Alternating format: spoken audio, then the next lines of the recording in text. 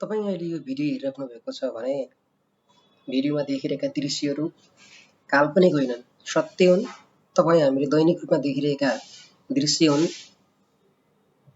मानिस बिरामी भयो भने बिरामी भयो भन्छ, हस्पिटल जान्छ। तर यी अबोध प्राणीहरू खान नपाएर बिरामी भएर थलिएर बस्दा पनि कसैले भन्न नसक्ने अवस्था छ। यो समस्या केवल तपाईँ हाम्रो मात्रै हो, समस्त मानव समाजको हो, समस्त नगरपालिकाको हो। नगरपालिकाको मात्र नभएर समस्त देशको समस्या। यसै सम्बन्धमा केही आफ्ना केही तर्कहरू राख्न गइरहेको छु। घोडाको नगरपालिकाभित्र गम्भीर रूपमा देखा परिरहेको छाडा पशु चौपायाको समस्या, यसमा गरेको लगानी किन प्रभावकारी हुन सकेन? यसको दीर्घकालीन समाधान तथा व्यवसायीकरणले सम्भावनाबारे आफ्नो विचार राख्न केही गइरहेको छु। हाम्रो समाजमा गाई, गोरु, भैँसी जस्ता पशुहरू केवल आर्थिक स्रोत मात्र होइनन्, हाम्रो संस्कृति र जीवनशैलीका महत्त्वपूर्ण अङ्ग हुन्। तर विडम्बना के छ भने आज पनि पशु छाडा अवस्थामा सडक र बजारमा खेतीबारी भौँताएर रहँदा आशीर्वाद होइन, ठुलो समस्याको रूपमा देखा परेका छन्। घोडाको नगरपालिकामा छाडा पशु चौपायाले विभिन्न समस्या सिर्जना गरेको तपाईँ हामीलाई यथावत नै छ। सडक दुर्घटनाको जोखिम दिन प्रतिदिन बढ्दै गइरहेको छ। किसानले दुःख गरेर लगाएका बाली नाली नष्ट भइरहेको छ। बजार र सार्वजनिक स्थानमा फोहोर मैला फैलिँदा वातावरण नै दूषित र दुर्गन्धित हुँदै गइरहेको छ।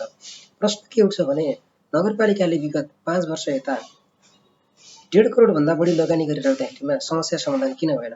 वास्तविकता के हो? लगानी त के भयो, तर यसको प्रभावकारी कार्यान्वयन हुन किन सकेन? पशु सङ्कलन गरिए पनि दीर्घकालीन व्यवस्थापनको अभाव रहिरह्यो। गौशाला वा संरक्षण केन्द्रको नाममा लाखौँ रूपमा भ्रष्टाचार भए, निर्माण भएन, तर तिनीहरूको नियमित सञ्चालन र शुल्क व्यवस्थापन निगरानीमा कमजोर हुन देखियो। पशुपालकहरूलाई जिम्मेवार बनाउनको लागि कडा नीति नहुँदा समस्या झन् जटिल बन्दै गएको देखिएको छ। यसरी हेर्दा लगानी भएको भए पनि दिगोपन नहुँदा र अपेक्षित परिणाम दिन नसकेको तपाईँ हामीलाई थाहा नै छँदैछ। अब हामीले केवल समस्या गन्ने होइन, समस्यातर्फ अघि बढ्नुपर्छ। दीर्घकालीन समाधानका लागि केही महत्त्वपूर्ण तथ्यहरू भन्न गइरहेको छु। तपाईँ भिडियोलाई निरन्तर रूपमा हेर्दै हुनुहुन्छ भने कृपया यो भिडियोलाई सेयर गर्नुहोला। आफ्नो कमेन्ट्स राय बक्समा कमेन्टमा लेख्नुहोला। प्रत्येक पशुपालकलाई आफ्नो पशुप्रति पूर्ण जिम्मेवार बनाउनका लागि कानुनको व्यवस्थापन नभएको पनि होइन, तर कानुनको छाडापन र कानुनको अवमूल्याङ्कनले गर्दाखेरि यो समस्या समाधान हुन सकेन।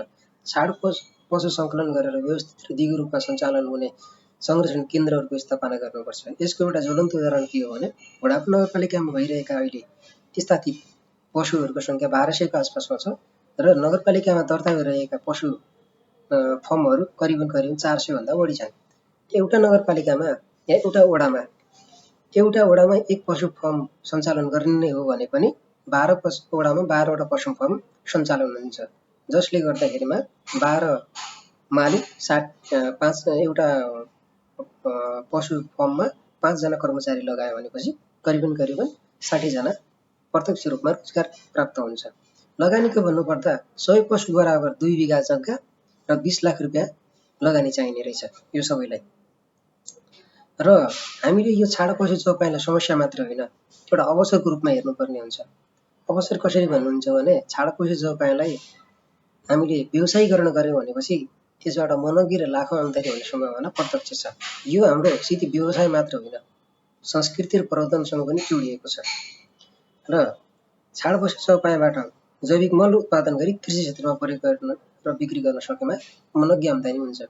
र गोबरबाट गोबर ग्यास उत्पादन गरेर वैकल्पिक ऊर्जाको स्रोतमा प्रयोग गर्न सकिन्छ। गौमूत्रबाट जैविक विषादी तथा औषधि उत्पादन गरेर किराहरू, झारपातहरू मार्न सकिन्छ। संरक्षण केन्द्रलाई दूध उत्पादन र कृषि सम्भावित कृषि पर्यटनसँग जोडेर आयमूलक बनाउन सकिन्छ। युवाहरूलाई यस क्षेत्रमा उद्यमशील बनाउन तालिम र सहुलियत दिन अत्यन्त जरुरी छ। यसरी हेर्दा आजको समस्या भोलिको ठुलो अवसर बन्न पनि सक्छ र यसलाई बनाउनु पनि पर्छ। यदि हामीसँग सही योजना र दृढ इच्छा शक्ति र इमानदारको कार्यान्वयन छ भने र एउटा राम्रो प्रपोजल छ भनेपछि छाडा पशु चौपाया सिधै समस्या मात्र नभएर एउटा अवसर पनि हुन जान्छ। त्यसका लागि घोडाको नगरपालिका तथा समस्त घोडाको नगरपालिका वरपर रहेका गाउँपालिका तथा नगरपालिकाले एउटा नीति नियम र प्रपोजल सहित एजेन्डालाई अगाडि राख्ने हो भने यो कुनै